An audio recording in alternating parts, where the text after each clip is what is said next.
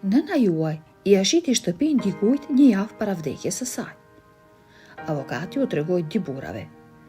Si mundi ta bëj këtë?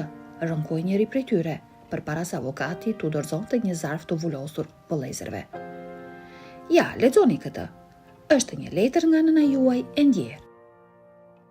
Vazhdoni të shikoni, sepse në fund të videos ju pret një mësim i rëndësishëm.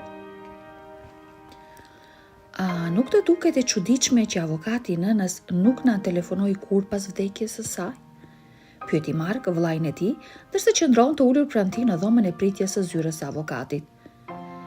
Mendoj se kjo është shumë profesionale nga ana juaj, u përgjigj Peter.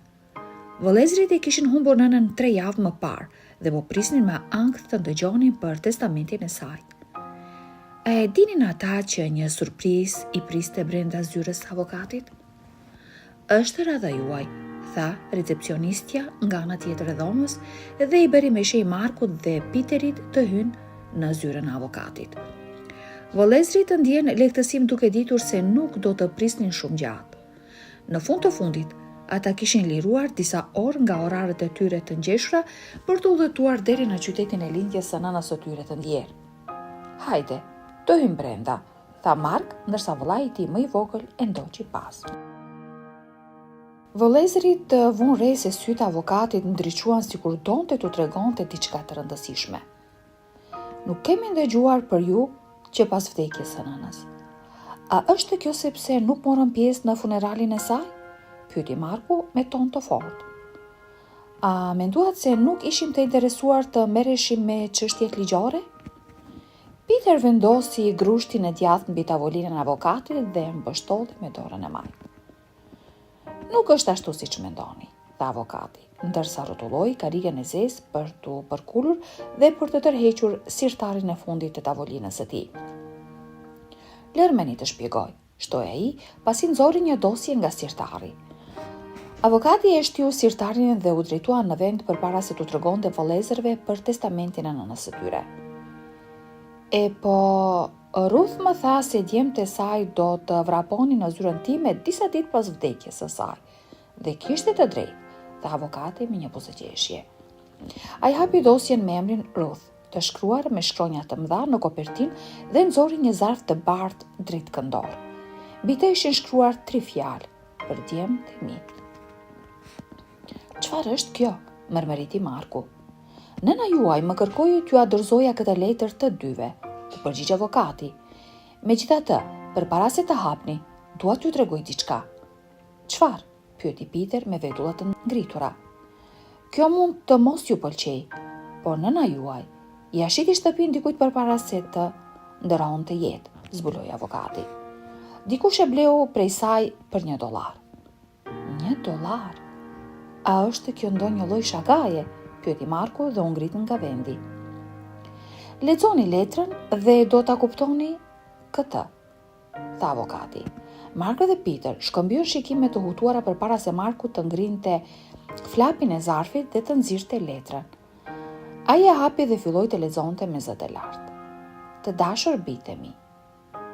E di që duhet të jeni duke lexuar këtë letër të ulur në zyrën e avokatit tim, duke pritur që ai ju tregoj për testamentin tim. Mark dhe Peter, ju jeni fëmijët e mi të vetëm dhe ju dua me gjësemër. Kam shijuar rritjen tuaj çdo ditë, duke bërë më të mirën që kam mund. Por tani që ju shikoj, besoj se kam dështuar. Çfarë po përpiqet të thotë? Ndërhyri Peter. Marku vazhdoi të lexonte. Pas ndërveprimit ton të fundit, kuptova se edukimi që ju kam dhënë nuk ju mësoi dhëmshuri. Në vend të kësaj, ju kam përkëdhelur dhe ju kam bërë arrogant. Unë ndjeva shumë e lënduar, duke refuzuar ju të kalonit kohë me mua dhe më braktisët atë ditë. Megjithatë, ende mendoj se ka një mënyrë për t'ju mësuar rëndësinë e respektit dhe empatisë. Të dashur Mark dhe Peter, nuk do t'ju lë shtëpinë time ju të dyve. Në vend të kësaj, vendosja t'ja jap një vajze të re që kur nuk ka njohur ngrohtësinë anëtare. Me dashuri, Ruth. Çfarë? Ajo ja dha shtëpinë dikujt tjetër, vajtoi Peter. Është për shkak të asaj që bëm me të në muajt e fundit të Marku. Më pas, vëllezrit filluan të kujtonin se kur ndodhi. Ishte një mëngjes i së shtunës kur Marku dhe Peter morën një telefonat nga nëna e tyre, e cila ishte sëmur, papritur. Ju lutem, e janë në shtëpi, bijtë e mi, tha ajo me një zë të dobët. Marku dhe Peter jetonin në të njëjtin qytet, 3 orë larg shtëpisë së nënës së tyre, që kur kishin filluar të punonin si menaxher dhe jetonin me bashkëshortët dhe fëmijët e tyre. Rallë herë kishin kohë ta vizitonin nënën. Oh, jo përsëri, tha Marku pasi mbylli telefonatën me nënën e tij. Ajo na telefonon sa herë dhe na lutet të qëndrojmë. Pse nuk mund të kuptoj që nuk kemi kohë për të, u mendua ai. Marku e telefonoi menjëherë Peterin dhe e ftoi të vinte në shtëpinë e tij që të udhëtonin së bashku drejt shtëpisë së nënës së tyre. Do të shihemi për 1 orë, u përgjigj Peter. Ndërsa vëllezërit po udhëtonin drejt qytetit të lindjes së nënës, Marku i tha vëllait se ishte lodhur nga vizita tek ajo çdo fundjavë tjetër. Kjo po bëhet bezdisëse, tha Marku. Jam dakord me ty, Mark. Mami na ka ngacmuar shumë. Pse nuk ndalon se na telefonuari? Pyeti Peter. E di se e vetmuar është ajo pas vdekjes së babait. Ne jemi e vetmja familje që i ka mbetur, tha Marku. Po, por jam i sigurt që ajo ka miq atje. Ata gjithmonë mund t'i bëjnë shoqëri, tha Peter. Shiko, nuk besoj se ajo do të ndalojnë ndonjëherë se na telefonuari. Duhet t'i japim fund kësaj. Për pjesën tjetër të udhëtimit, Marku dhe Peter diskutuan se si mund të ndalonin nënën e tyre të mos i thërriste më aq shpesh në shtëpi. Shpejt ata dolën me një plan që do ta zbatonin sapo të mbrinin në shtëpinë e Ruthit.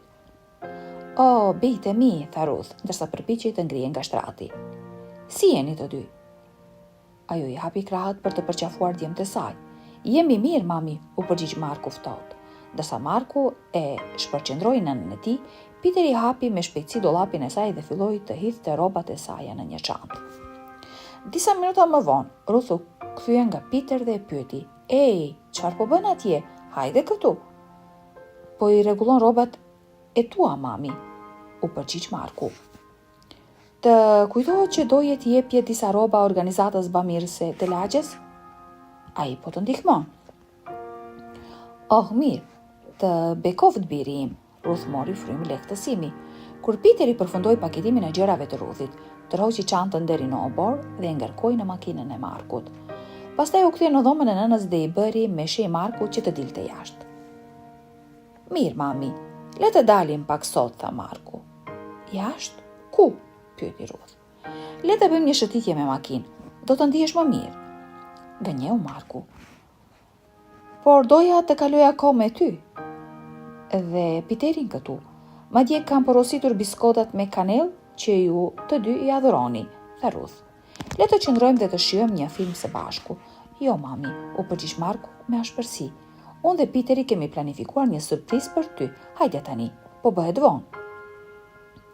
E ndier e pafuqishme përballë djemve të saj, gruaja e brisht pranoi të hipte në makinën e Markut, pa pasur asnjë ide çfarë do të ndodhte. Ajo nuk e kishte asnjë ide që Marku dhe Peteri po e gënjenin dhe nuk po e merrnin për një shëtitje të gjatë. "Ku po shkojmë?" pyeti Ruth disa minuta më vonë kur kuptoi se Marku kishte marrë një dalje që e nxirrte jashtë qytetit të saj. "Të thash, mami," u përgjigj Marku. "Por pse po dalim nga qyteti? Dorëzuesi i porosis do të mbrijë në derën time së shpejti," tha Ruth. "Më duhet të kthehem në shtëpi brenda pak minutash." "Mos u shqetëso, mami, gjithçka është zgjidhur," u përgjigj Peteri ndërsa e shikonte fytyrën e rrudhur të nënës së tij. "Thjesht qetësohu." Rreth gjysmë ore më vonë, Marku ndaloi motorin e makinës pasi parkoi përpara një ndërtese dykatëshe.